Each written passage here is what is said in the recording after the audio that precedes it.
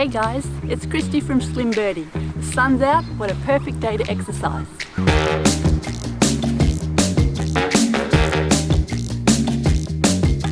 Today I'm doing calf raises from my 110 toned program. First, find a ledge like the edge of paving.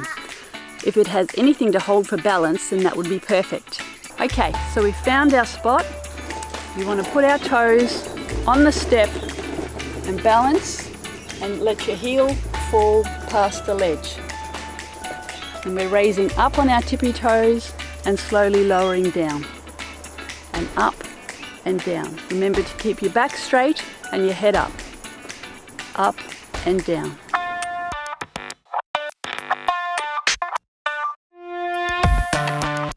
Try and keep a nice even pace. Do 10, then rest for 10 seconds. Shake out your legs if you need to. The main thing is to keep going until your 10 minutes is up. So that's it. 10 minutes is all it takes. I'm off to enjoy this beautiful day. See you next time.